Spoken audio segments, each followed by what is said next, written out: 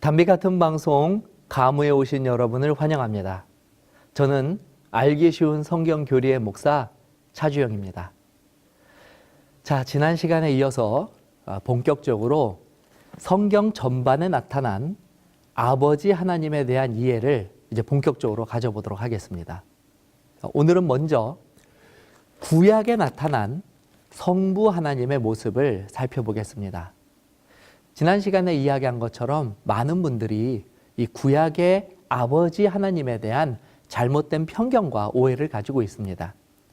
그 대표적인 것이 구약의 하나님은 자비가 없는 이 냉혹한 심판자와 같다는 것입니다. 자, 다시 한번 말씀드리지만 이건 정말 잘못된 오해입니다. 정말 그런지 우리가 다시 한번 말씀을 살펴보도록 하겠습니다. 먼저 이 구약에 나타난 하나님의 이 첫 번째 품성은 인자하신 하나님입니다. 제가 가장 좋아하는 성경절이기도 한 이 출애굽기 34장 6절의 말씀을 우리가 함께 읽도록 하겠습니다. 여호와께서 그의 앞으로 지나시며 선포하시되 여호와라 여호와라 자비롭고 은혜롭고 노하기를 더디하고 인자와 진실이 많은 하나님이라.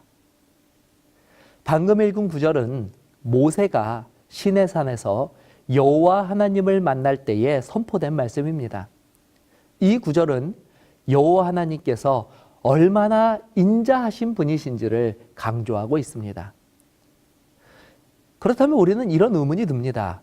아니, 그렇게 인자하신 하나님께서 왜 그토록 자주 진노하시는가? 바로 이런 것입니다. 우리가 방금 읽은 6절의 다음 구절을 읽어보면 다음과 같습니다. 인자를 천대까지 베풀며 악과 과실과 죄를 용서하리라. 그러나 벌을 면제하지는 아니하고 아버지의 악행을 자손 3대까지 보응하리라.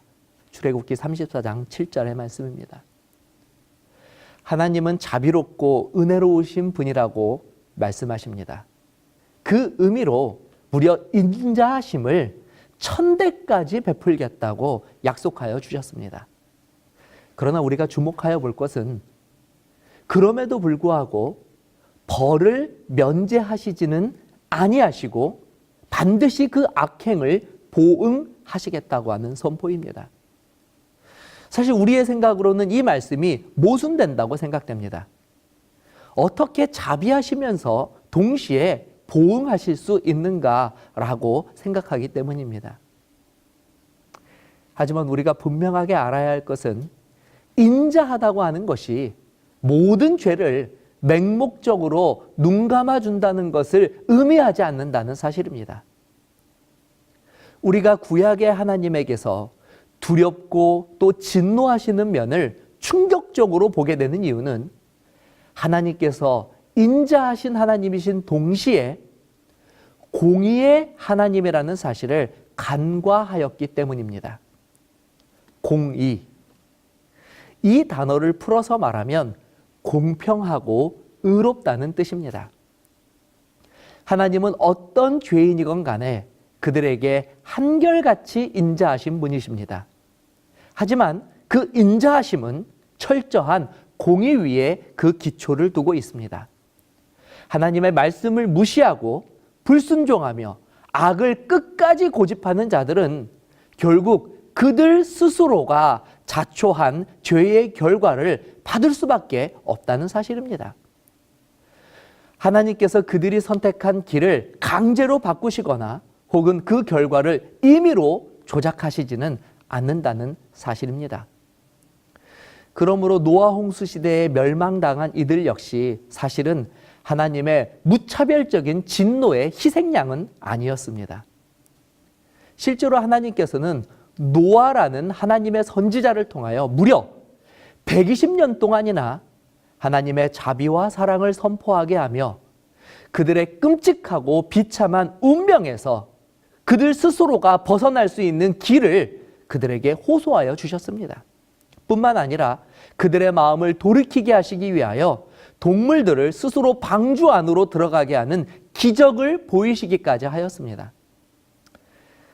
그러나 안타까운 사실은 하나님의 이런 인내와 노력에도 불구하고 노아와 가족들을 제외하고는 누구도 하나님의 인자하심을 받아들이려고 하지 않았다는 사실입니다.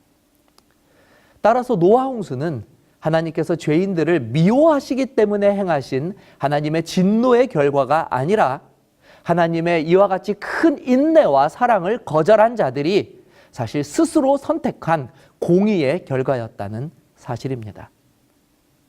그러므로 오늘 우리가 구약 성경을 통하여 볼 수 있는 하나님은 신약의 하나님처럼 인류를 향한 뜨거운 사랑을 가지신 동일한 아버지 하나님이신 것입니다.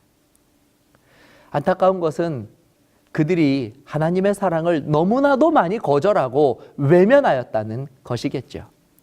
노아 시대 사람들도 소돔과 고모라 사람들도 심지어 하나님의 큰 은혜를 입은 유대인들도 모두 죄악을 끝까지 고집함으로 결국 죄가 가져다주는 슬프고 안타까운 결과들을 얻게 되었습니다. 그러나 오늘 우리가 배운 것처럼 우리는 이 일들 속에서도 인간적인 사랑과 인내를 넘어서는 아버지 하나님의 사랑을 발견할 수 있어야 합니다. 120년을 참고 인내하시는 하나님, 소돔과 고모라의 형편을 살피시기 위하여 직접 그곳으로 걸어가시는 하나님, 망한 유다를 끝까지 붙잡고 그들을 다시 회복시키기 위하여 역사하시는 사랑과 자비가 풍성하신 하나님의 모습이 진노하시는 하나님의 모습보다 더 분명하게 구약 성경 전반에 기록되어 있기 때문입니다. 자, 오늘 말씀을 마치면서 구약의 하나님께서 남기신 그분의 진심 어린 호소를 한번 살펴보도록 하겠습니다. 예레미야 29장 11절에 있는 말씀입니다. 여호와의 말씀이니라 너희를 향한 나의 생각을 내가 아나니 평안이요 재앙이 아니니라 너희에게 미래와 희망을 주는 것이니라. 오늘 여러분이 이 하나님의 바로 깨닫고 발견하게 되셨기를 간절히 바라고 믿습니다. 우리 하나님은 우리에게 평안과 희망을 주시기 위하여 지금도 일하고 계십니다. 감사합니다.